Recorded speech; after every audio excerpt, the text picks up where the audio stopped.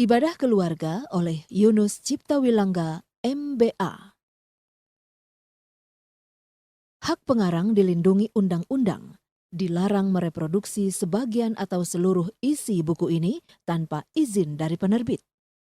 Terang Hidup adalah sebuah imprinti dari Kalam Hidup. Editor Bestiana Simanjuntak. Proofreader Bambang Suprapto STH. Setting, layout Wilhelmina K. Matulesi. Desain sampul Aditya Christian. Halaman Cambria 12 PT 12,5 kali 18,5 cm. TH _1 strip cetakan pertama 2015, anggota IKAPI 035 JBA 93. Prakata. Penulis tidak ingat dengan pasti kapan keluarga kami mulai melakukan ibadah keluarga. Hanya penulis ingat bahwa ibadah keluarga kami dimulai ketika kami mendengar suatu khotbah yang mengajak jemaat untuk melakukan ibadah keluarga kira-kira 15 tahun yang lalu. Selama itu kami telah mengganti beberapa kali liturgi atau kebiasaan dalam beribadah, sampai akhirnya kami menemukan yang kami anggap paling cocok dan kemudian kami lakukan sampai saat ini. Kami sekeluarga benar-benar merasakan berkat yang luar biasa dari ibadah keluarga ini sesuai dengan janji firman Tuhan. Oleh karena itu, kami selalu mendorong keluarga besar kami atau saudara seiman untuk melakukannya. Bahkan sesekali, penulis juga membawakan materi ibadah keluarga ini dalam bentuk khotbah atau seminar. Kami sangat ingin agar kita semua bisa merasakan berkat-berkat Allah yang luar biasa ini. Puji Tuhan karena rencananya, sehingga materi ini dapat dibukukan setelah penulis bertemu dengan salah seorang hambanya yang memberikan dorongan kepada penulis. Akhirnya, segala kemuliaan hanya bagi Tuhan yang memberikan berkat dan hikmat-Nya yang begitu besar bagi kami sekeluarga dan kita sekalian. Amin. Soli Deo Gloria, penulis. Ibadah keluarga. Sebagai anak-anak Tuhan, sebagian besar dari kita cukup familiar atau setidaknya pernah mendengar tentang ibadah keluarga. Sebagian dari kita mungkin sudah melakukannya, baik secara rutin maupun tidak. Salah satu ayat atau kejadian di Alkitab yang menjelaskan tentang ibadah keluarga terdapat dalam 2 Samuel 6 ayat 11. 3 bulan lamanya tabut Tuhan itu tinggal di rumah Obed-Edom, orang Gad itu. Dan Tuhan memberkati Obed-Edom dan seisi rumahnya. Pada saat itu, tabut Tuhan berada di rumah Obed-Edom. Karena sebelumnya Daud berkeinginan untuk memindahkan tabut Tuhan dari rumah Abinadab di Bale Yehuda ke kota Daud. Namun di tempat pengirikan Nakon, Uza, anak Abinadab, memegang tabut Tuhan itu tanpa seizin Tuhan, sehingga Tuhan murka dan membunuh Uza atas keteledorannya tersebut. Hal itu membuat Daud menjadi takut, sehingga tabut Tuhan tidak jadi dibawa ke kota Daud, melainkan dibawa ke rumah Obed-Edom. Dan Tuhan memberkati Obed-Edom dan seisi rumahnya karena tabut Tuhan tersebut. 2 Samuel 6. Berkat yang Tuhan curahkan kepada Obed-Edom dan seisi rumahnya sedemikian nyata, sehingga orang-orang di sekitarnya bisa melihat dengan kasat mata, kemudian menyampaikan hal tersebut kepada Daud, bagaimana Tuhan memberkati seisi rumah Obed-Edom, bahkan segala yang ada padanya karena tabut Allah yang ada di rumah Obed-Edom itu. 2 Samuel 6 ayat 12. Diberitahukanlah kepada Raja Daud, demikian, Tuhan memberkati seisi rumah Obed-Edom dan segala yang ada padanya oleh karena tabut Allah itu. Lalu Daud pergi mengangkut tabut Allah itu dari rumah Obed-Edom ke kota Daud dengan sukacita. Mengapa hadirnya tabut Allah di rumah Obed-Edom mendatangkan berkat? Kita tahu bahwa pada masa itu tabut Allah melambangkan kehadiran Allah, sehingga ketika tabut Allah ada di rumah Obed-Edom, berarti hal itu sama dengan Allah hadir di rumah Obed-Edom. Hakim-Hakim 20 ayat 26 hingga 27. Ayat 26, kemudian pergilah semua orang Israel, yakni seluruh bangsa itu, lalu sampai di Betel. Di sana mereka tinggal menangis di hadapan Tuhan, berpuasa sampai senja pada hari itu, dan mempersembahkan korban bakaran dan korban keselamatan di hadapan Tuhan. Ayat 27, dan orang-orang Israel bertanya kepada Tuhan. Pada waktu itu ada di sana tabut perjanjian Allah. 2 Samuel 6 ayat 2, kemudian bersiaplah Daud lalu berjalan dari balai Yehuda dengan seluruh rakyat yang menyertainya untuk mengangkut dari sana tabut Allah yang disebut dengan nama Tuhan semesta alam yang bertahta di atas kerubim.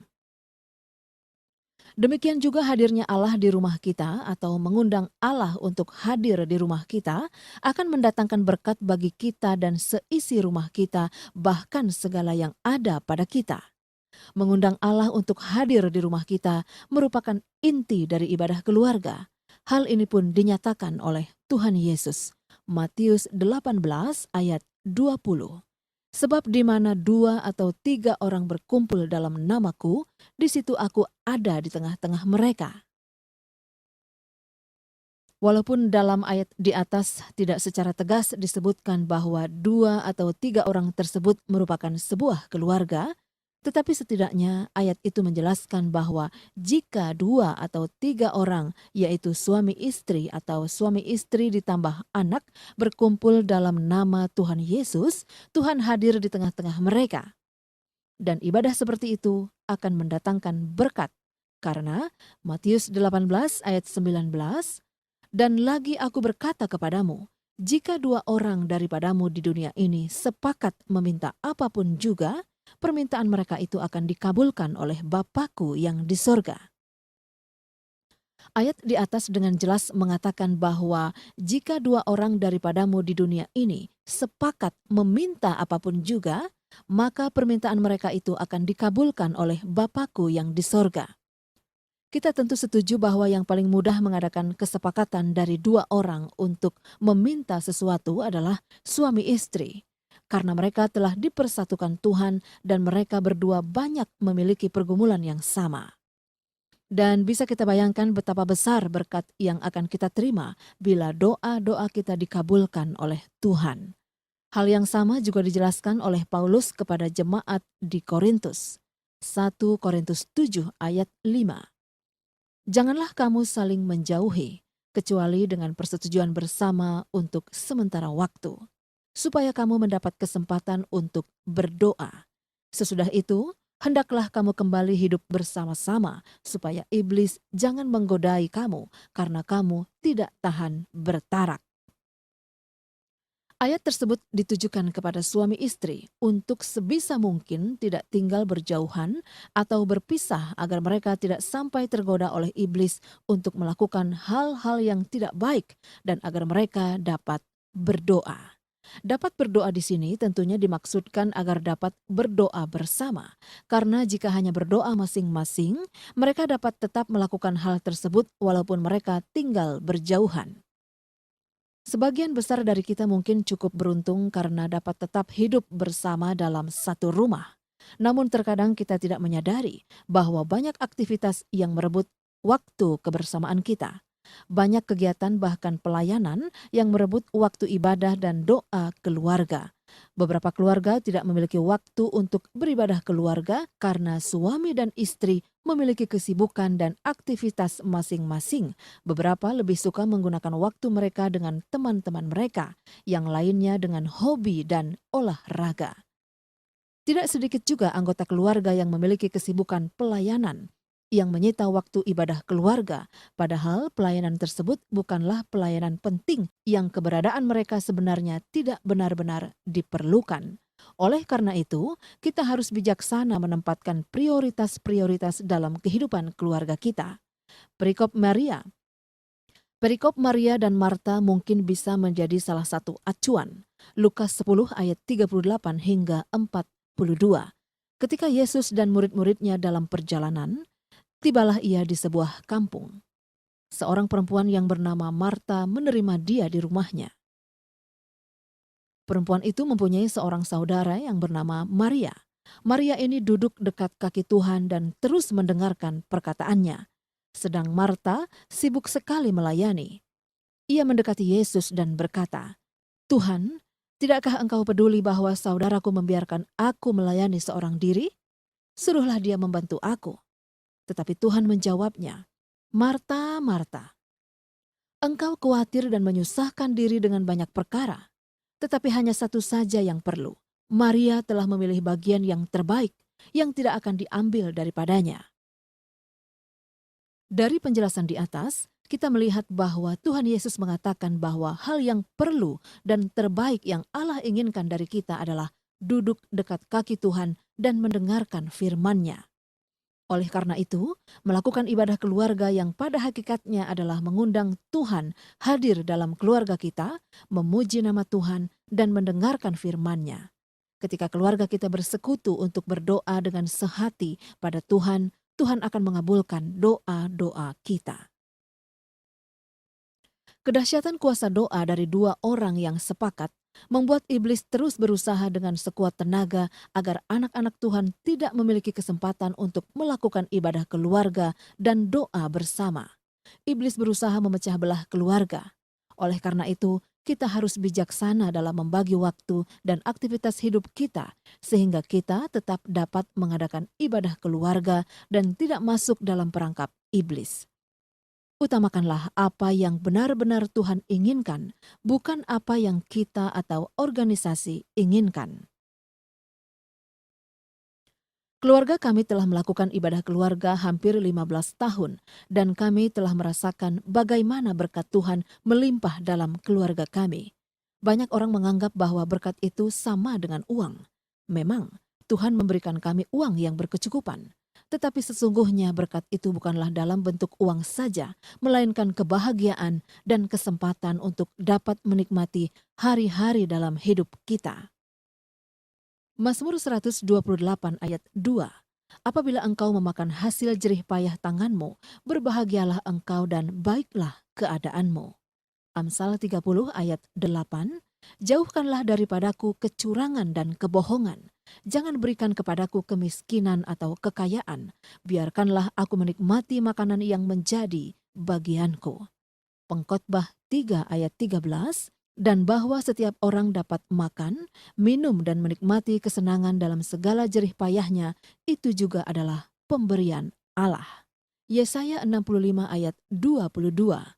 Mereka tidak akan mendirikan sesuatu supaya orang lain mendiaminya, dan mereka tidak akan menanam sesuatu supaya orang lain memakan buahnya. Sebab umur umatku akan sepanjang umur pohon, dan orang-orang pilihanku akan menikmati pekerjaan tangan mereka. Kita sering melihat bagaimana banyak orang yang kaya raya tetapi tidak memiliki waktu untuk menjalin kebersamaan dengan keluarga. Kesempatan bermain-main dengan anak dan cucu mereka. Dan cukup banyak dari mereka yang tidak memiliki waktu untuk menikmati makanan mereka. Mereka sedemikian sibuk mencari uang sampai-sampai tidak memiliki kesempatan untuk menikmatinya bersama. Bahkan cukup banyak orang kaya yang tidak bisa menikmati kekayaannya karena Tuhan tidak memberikan kesehatan yang baik atau orang tersebut selalu khawatir sehingga tidak bisa menikmati keindahan-keindahan yang Tuhan sediakan. Tidak sedikit pula keluarga kaya raya yang anak-anaknya saling bersaing dan bermusuhan, bahkan terlibat dalam berbagai masalah. Mereka memiliki banyak uang, tetapi mereka tidak mendapatkan berkat dari Tuhan, tidak dapat memiliki kebahagiaan untuk menikmati hari-hari mereka.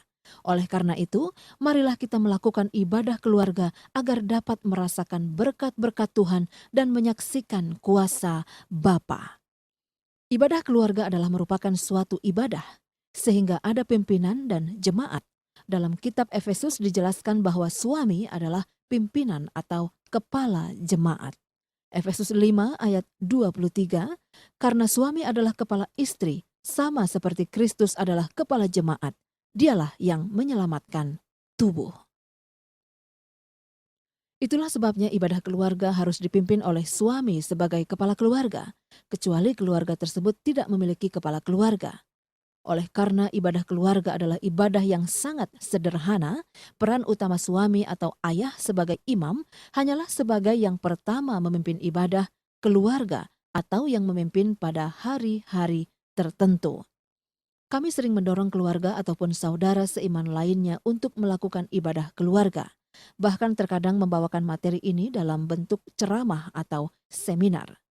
Penulis ingat suatu kali ketika menyampaikan materi ini di salah satu BUMN, ada seorang ibu yang bertanya mengapa beliau tidak merasakan berkat Tuhan, padahal mereka secara rutin melakukan ibadah keluarga.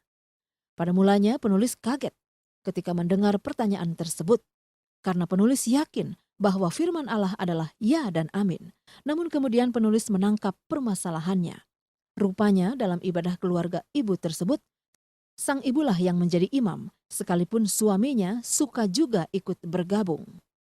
Walaupun semua anak Tuhan adalah imamat yang rajani, tetapi Tuhan memberikan ketentuan-ketentuan khusus untuk hal-hal tertentu yang harus kita taati. Oleh karena itu, penulis sampaikan kepada ibu tersebut untuk memberikan jabatan imam keluarga kepada suaminya. Janganlah merebut jabatan itu. Namun sebagai penolong yang sepadan bagi suaminya, sang istri haruslah membantu agar sang suami dapat menjadi imam yang baik dalam keluarganya.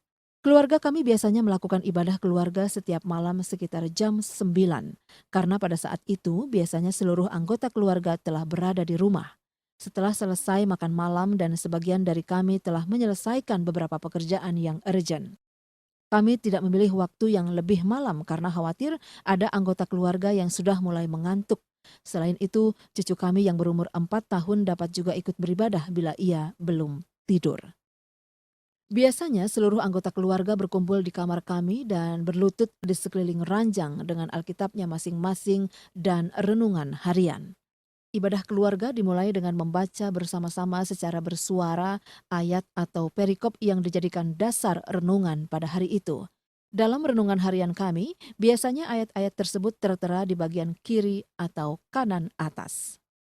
Setelah ayat-ayat tersebut dibaca sampai selesai, kemudian kami semua membaca materi renungan atau ulasan ayat-ayat tersebut di dalam hati. Setelah semua selesai membaca, salah satu anggota keluarga yang memimpin pada malam itu memilih sebuah pujian untuk dinyanyikan 2 kali. Selesai menyanyikan pujian tersebut, kami semua masuk dalam doa yang dipimpin oleh anggota keluarga yang memimpin pada hari itu. Dalam keluarga kami, yang memimpin ibadah keluarga setiap harinya adalah anggota keluarga yang dilakukan secara bergiliran. Dimulai dari penulis sebagai kepala keluarga, esok harinya oleh istri, dan pada hari berikutnya anak kami yang paling besar, dan seterusnya sampai kemudian bergilir kembali. Biasanya untuk awal tahun dan hari-hari khusus, penulis sebagai kepala keluarga yang memimpin ibadah.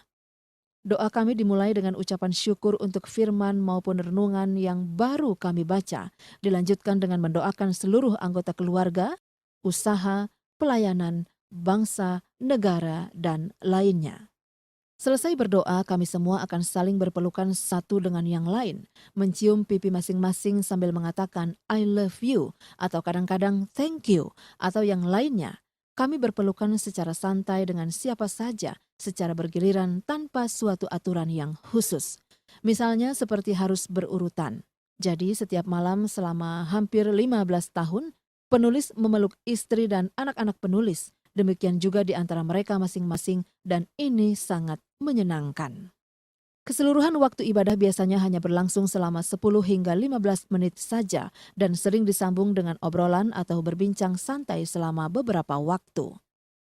Kami bersyukur, bukan hanya karena Tuhan sudah memberikan segala yang terbaik bagi kami, tetapi melalui ibadah keluarga ini, hari demi hari kami dapat belajar lebih mengenal Allah yang kami sembah. Dan ibadah keluarga itu juga memberikan keakraban di antara anggota keluarga kami. Kalaupun di antara kami kadang terjadi sedikit perbedaan pendapat, tetapi biasanya itu tidak berlangsung lama. Misalnya tadi siang mungkin ada sedikit perasaan tidak enak. Keadaan itu tidak berlangsung lama. Pada malam harinya kami semua sudah saling berpelukan kembali sehingga perasaan kurang enak tersebut berkurang, bahkan hilang. Selain itu keluarga kami menjadi keluarga yang kompak, sehati, dan sepenanggungan karena kami terbiasa saling memperhatikan dan mendoakan sesama anggota keluarga lainnya. Penulis mendoakan istri dan anak-anak, istri mendoakan penulis dan anak-anak, anak-anak mendoakan orang tua dan saudara mereka. Kami jarang sekali melihat ketiga anak kami bertengkar sejak mereka kecil sampai saat ini. Bahkan makin hari mereka makin saling menyayangi. Hal itu tidaklah heran karena Allah selalu hadir dalam rumah tangga kami, sehingga Allah turut campur dalam setiap langkah hidup anggota keluarga kami. Mazmur 37 ayat 23. Tuhan menetapkan langkah-langkah orang yang hidupnya berkenan kepadanya. Oleh karena tiap hari kami membaca firman dan renungan, pengetahuan kami tentang firman dan pengenalan kami akan Allah juga semakin meningkat. Kami senang karena renungan harian tersebut berisikan pedoman bacaan Alkitab setahun, sehingga setiap tahun kami dapat membaca Alkitab dari Kejadian hingga Wahyu sampai selesai sedikitnya 1 kali. Namun di atas semua itu, kami merasakan rancangan Tuhan yang indah dalam setiap kehidupan anggota keluarga kami, karena Allah yang menjadi pimpinan dalam keluarga kami. Yeremia 29 ayat 11. Sebab aku ini mengetahui rancangan-rancangan apa yang ada padaku mengenai kamu. Demikianlah firman Tuhan, yaitu rancangan damai sejahtera dan bukan rancangan kecelakaan, untuk memberikan kepadamu hari depan yang penuh harapan. Bapak dan Ibu tidak harus melakukan ibadah keluarga seperti yang kami lakukan, karena sampai saat ini penulis belum menemukan ayat yang menjelaskan lebih rinci mengenai teknik atau liturgi dalam melakukan ibadah keluarga. Namun, yang terpenting adalah kerinduan kita untuk mengundang Bapa hadir dalam keluarga kita sehingga kita bisa lebih dekat dengan Bapa. Kita harus tetap mengingat bahwa ibadah keluarga adalah tetap merupakan suatu ibadah sehingga harus dilakukan dengan sepatutnya. Ibrani 12 ayat 28. Jadi karena kita menerima kerajaan yang tidak tergoncangkan, marilah kita mengucap syukur dan beribadah kepada Allah menurut cara yang berkenan kepadanya dengan hormat dan takut. Biodata penulis. Nama: Dr. Andes Yunus Cipta Wilangga, MBA. Lahir Bandung 21 Juli 1959. Pendidikan 1984, Sarjana Bahasa Inggris. 1993, Master of Business Administration. Profesi: pengusaha di bidang restoran dan teknologi informasi.